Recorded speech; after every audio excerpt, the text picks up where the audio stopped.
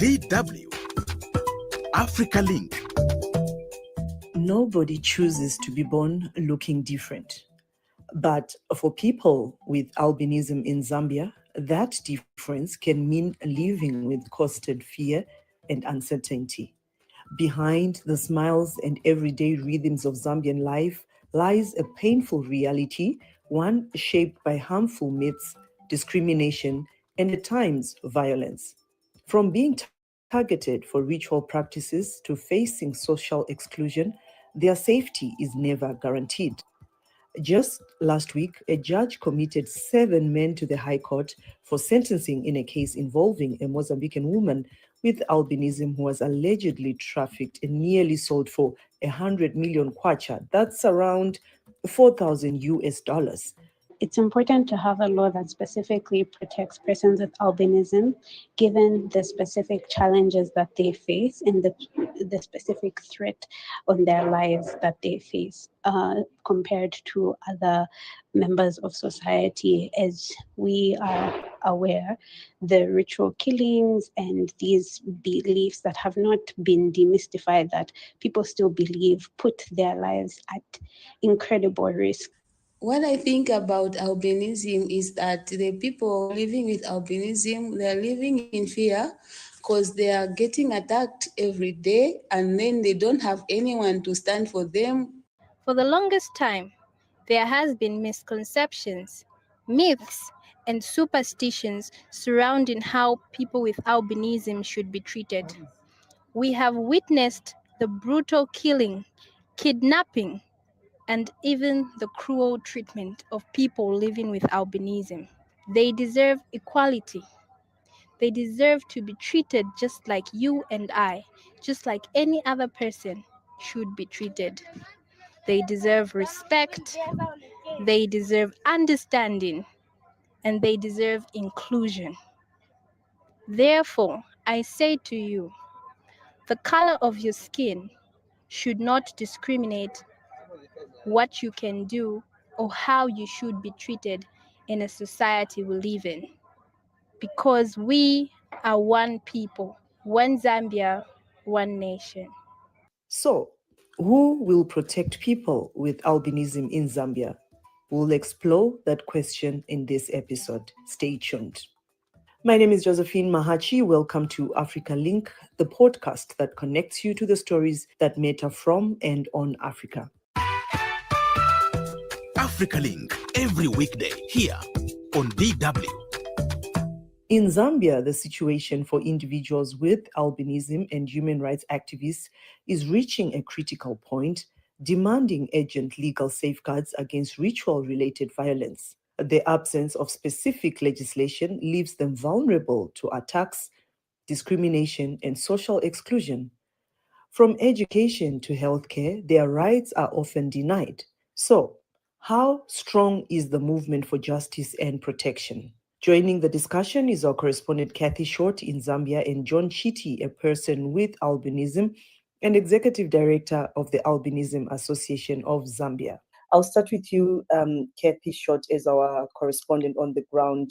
What inspired you to start reporting on the experience of people with albinism in your country? I started realizing how rarely we hear these stories about people living with albinism. And I wanted to dig deeper and understand what life is actually like for them in Zambia, and also beyond the stereotypes, of myths and all these customs and cultures or occasional headlines. So once I started speaking to individuals and hearing their experiences firsthand, it became very clear to me that this was an important story that needs to be told with empathy and depth. And when you were reporting on this, Kathy, what were some of the concerns the individuals who are with this condition shared with you during your reporting? It's mostly about safety, not feeling safe in the communities where they are. That's really a big one, because some people with superstitious beliefs think that they could just wake up one day and just harm people living with albinism. So people that live with albinism, some of them still fear for their lives, especially in communities where harmful myths persist. Others mentioned struggling with access to basic things like sunscreen or eye care. Like this time around, it's summer here in Zambia, so they can't really move just like that in the sun. They need the sunscreen. Then there's also discrimination within the communities, the schools, and the workplaces. But one thing that has really struck me is how much social isolation affects people living with albinism in Zambia. It's not just the physical challenges, Josie, it's the emotional toll of being treated as different. All right. Now, John, to turn to you, if you can also share some of these personal challenges you face as someone living with albinism in Zambia, and how do you actually navigate those challenges in your daily life? Thank you so much. I am the board chairperson for the Albinism Foundation of Zambia. So apart from just myself, I do interact with a lot of our members and people with albinism themselves. The common challenges that we are struggling with is skin cancer because of the sun and because of too much exposure to the sun.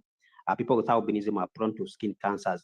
Even as I speak today, we just have a funeral of someone who has died from skin cancer. Apart from that, the other issue which is alarming is the safety. People with albinism are targeted for their body parts simply because of the misconception which is in the public that using body parts of people with albinism in witchcraft can make someone rich. So because of that, children, adults, women and men are targeted for their body parts. And we have a number of people with albinism who are fleeing their homes, who are living in fear because they are being targeted for their body parts. We have survivors who have survived such attacks, but most of them died because after being attacked, they could not live. Different body parts are targeted for different reasons. So these are some of the key things that we face on the day-to-day. We also face mockery, where people, they bully us. Like if you're going on the streets and people will be shouting, money, money, money, giving a sign that what they're looking at money. So it's quite very disheartening because you are bullied on the streets and there is nothing you can do about it. So it caused a lot of bullying in schools, bullying in the streets, and these are some of the challenges that people with albinism are facing today. I mean, there's been honestly frequent reports of ritual killings targeting people with albinism, John, not just in Zambia, even countries like Malawi, Mozambique. But these threats often stem from harmful myths, like you say. Are there any myths you'd like to debunk? Yes, the common myths and which affect the day-to-day life of people with albinism is one, first of all, people think albinism is contagious. They think you can have it if you interact with a person with albinism, if you play with them, if you sleep with them, if you share clothes or eat with them. People fear that they can have it or they can have children with albinism. They don't understand that albinism comes as a result of the genes and it is passed on from parents to children. So if I play with someone or if I marry someone, I cannot pass on my albinism to that person. So there is a belief that albinism is contagious, which is not true. The other belief is that body parts can cure diseases, body parts can be used to make money, body parts can be used to boost businesses. Those who have businesses, they want to boost their business, they want more customers, and they think using body parts they can make more money. So that is also not true because people with albinism themselves are poor. Most of them, we come from poor families, they come from broken families, and most of them are struggling to survive. Even just the basic things like sunscreen, clothing, shelter, these are very serious things that people with albinism are struggling. So I don't understand how the body parts of someone can make someone else rich when they themselves are poor, when their families are poor. So it is actually something that is putting their life at risk, which actually is not true. And of course, these are the two major beliefs that are there. And if only people understood these two beliefs, then it could help people with albinism to enjoy their rights and live comfortably with the rest of the society. Right. You are obviously someone who's dealing with a large group of people living with albinism, I'm sure, including children as well. You mentioned something to do with bullying on the streets, like even you. Now I'm just sitting here and thinking, what about children in schools? What are some of those stories that you actually deal with day to day, John? It's even worse for children. Code names, albino. Some of them, they use local names, Chidangwareza, Moavi, which simply mean a ghost, or it means something else. They're describing something, they're not describing someone. So we have recorded a lot of bullying. Some children have reported doing group works alone. So in classes where they are put in groups, maybe groups of 5 or 10 or 7, and everyone is not comfortable to be in the same group with a pupil with albinism. So they end up doing exercises alone. We also have children reporting that fellow pupils don't want to share a desk with them, because in most schools you find that a desk will be shared by 2 or 3 pupils. But these children will not be comfortable to sit with the people with albinism, so you find the people with albinism sitting alone in class. And also a lack of understanding from teachers. So when these children report to their teachers like, hey, my friends are bullying me, I can't read on the board, they can't complete exercises because of the sight problem, they have reported that most teachers are not educated on what albinism is and how they should handle these children. And in most cases, most schools don't pay much attention to children with albinism. So they have reported failure to attend to them, especially by the schools or the teachers. But also the sun itself, the environment is quite very hot. And these children, they would like to play with their friends, but because of the sun, they end up not joining those extracurricular activities like sports, playing soccer and playing in the sun, because most of these activities are done outdoors and they are done in the sun. So children with albinism are left out from such activities. Right. Now, Kathy, John here is basically talking about stigma that and obviously discrimination against people with albinism in Zambia. Why do you think this still exists in your country? I think it comes down to a mix of odd beliefs, lack of awareness, and fear of what's not understood. And I think just sometimes being stubborn. In some communities also, albinism is still surrounded by superstition. And just to give an example also, we have a court case where a person living with albinism was about to be sold somewhere. I think it should have been maybe outside the country or in some part of the country in this day and age. And 5 men are actually appearing before court. I think they'll be sentenced this year, this month, for that issue. So you can see that whilst we are living in the 21st century and there's been a lot of awareness, some people just choose not to change. And so we need proper education to challenge those ideas. And that's where we come in as a media, so that we can play that big role in changing that. And also, this takes time and consistent effort. So you can see that people that are living with albinism are still living in fear and having it really, really tough in environments like ours. Like you rightly put it also, Josie, earlier, this issue of discrimination against people living with albinism is not just happening in Zambia, but across the African continent. You mentioned the media, and that actually triggers me to ask this, Kathy. We are both journalists, but how does the media, especially local media, portray people with albinism? Is the coverage fair and accurate? I don't think we've done much. There's still a lot that could be done, to make people aware. I think mostly we have this joke amongst the media in Zambia that the politician has grabbed the microphone. So what does this mean? It means that issues like development, human rights and other developmental issues have taken a backseat whilst the politician has grabbed the microphone. So there are always these political narratives, and you find that a story sometimes that is not even supposed to be that big, as long as it's a political story, gets more attention than, for instance, a story about people living with albinism. I think we can do much better as a media to highlight such issues, such injustices that are happening in our communities, because really we are one of the keys to addressing this issue in our community. Now, coming back to you, John, how you feel the media in the country portrays people living with albinism.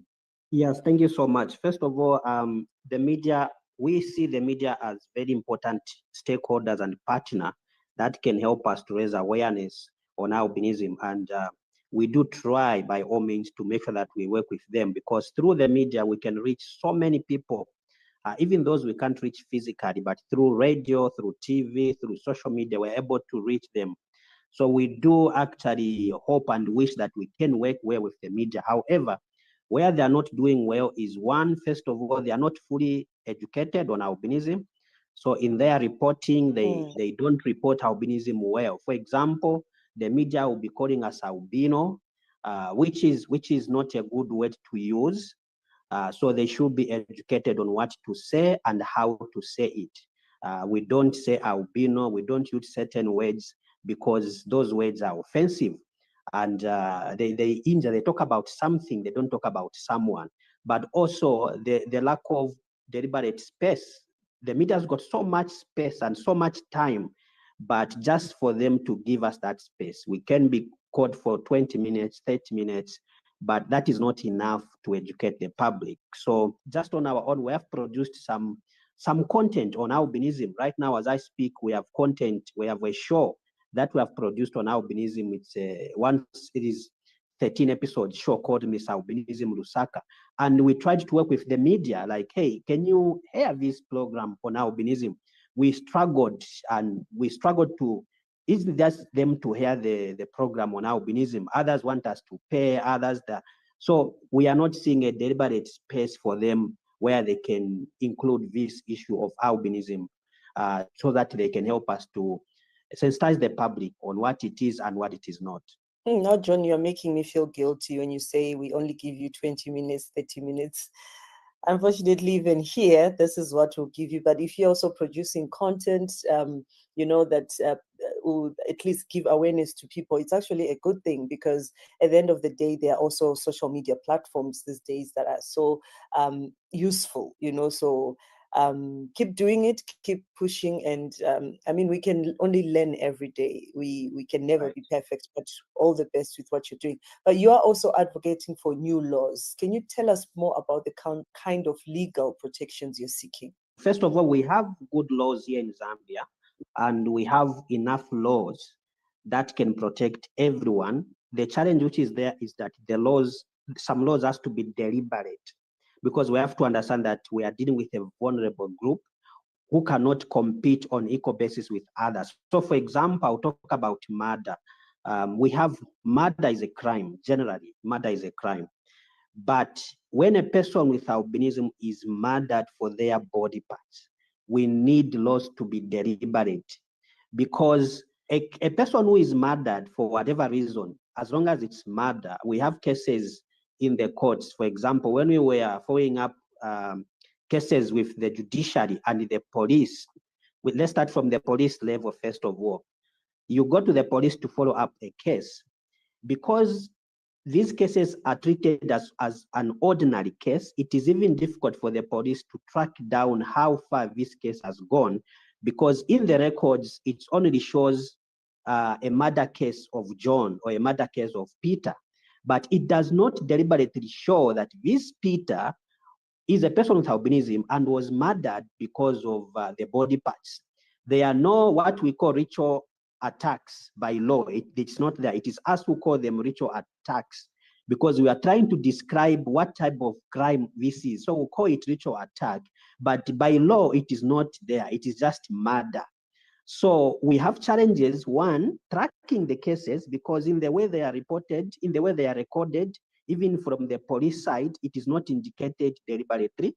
Then when it goes to court, again, when the judiciaries are prosecuting these cases, there is no deliberate action that is giving them to say, this is a different case. This is not an ordinary murder, but this is a murder which is involving a person with albinism. So this is what we are advocating. We want deliberate action, the laws to be very specific such that they protect people with albinism, because if they are treated generally, we cannot compete with the general public. One, we are the minority group. There are so many murder cases that are happening. So we cannot compete with the general public. So we want the laws to shift a bit and have some positive discrimination towards people with albinism so that our cases can be dealt with, because we are dealing with a minority group who cannot compete equally. And beyond legislation, John, what else is needed to ensure safer communities for people with albinism? Well, protection, because I mean, a crime is best sorted before it is done. I mean, so how? Yes, protection is something that we would like to engage with the government. There are so many options, there are so many ways, but one thing we must do is, since this problem is not only a Zambian problem, we can take a leaf from other countries. What have they done to protect people with albinism? So Tanzania had a lot of attacks. Malawi, South Africa, they have done some measures. That is one thing. So for example, in Tanzania, they targeted witch doctors. They dealt with witch doctors, for example. So even here in Zambia, one of the measures to protect people with albinism is to target witch doctors. Let's regulate them. Here in Zambia, they are operating very freely. It's an open land for them. Some of them are even coming from other countries to come and work, advertise their business. They are putting up their posters, they are putting up their banners, advertising to the public that they can make them rich, they can do all these supernatural things. Now, the witch doctors are partners to the crime. They also contribute positively, and other countries, they have dealt strongly with them. So here in Zambia, as a measure of protecting people with albinism, the government has to regulate the witch doctors. They have to be regulated, they have to be monitored. How are they operating? Do they have license? What do they look for? How does someone become a healer? So this is one thing, because we are seeing that they are contributing to the problem. The other measure is to prosecute the cases and to send a warning to the perpetrators. We have a number of cases that have dragged for years, 3 years, 5 years. Others, we have even given up following on them. The government needs to prosecute such cases and give a strong warning to the perpetrators. And we are advocating for stiff punishment with government. We know that if we come up with even better and more effective solutions to how we can protect people with albinism. So this is our call to our Zambian government. There is a national action plan on albinism. This is a very important document. Let's adopt it at Zambia. Let's support it, and it will give us and guide us on the challenges and solutions facing people with albinism. DW, Kathy Short in Zambia, and John Chiti, a person with albinism and executive director of the Albinism Association of Zambia. Many thanks for joining us. Get the stories that are shaping the continent here on Africa Link. That's it for this edition of Africa Link. Remember, you are not just a listener, but a crucial part of our community. Your engagement can shape the direction of our discussions. We highly value your insights and encourage you to share your thoughts with us. Remember, you can find all of the Africa Link podcast episodes on Spotify, Apple, or wherever you listen to your podcasts from. This episode was co-produced and edited by Isaac Mugabi. My name is Josephine Mahachi. Thanks for listening. Until the next one, it's bye for now.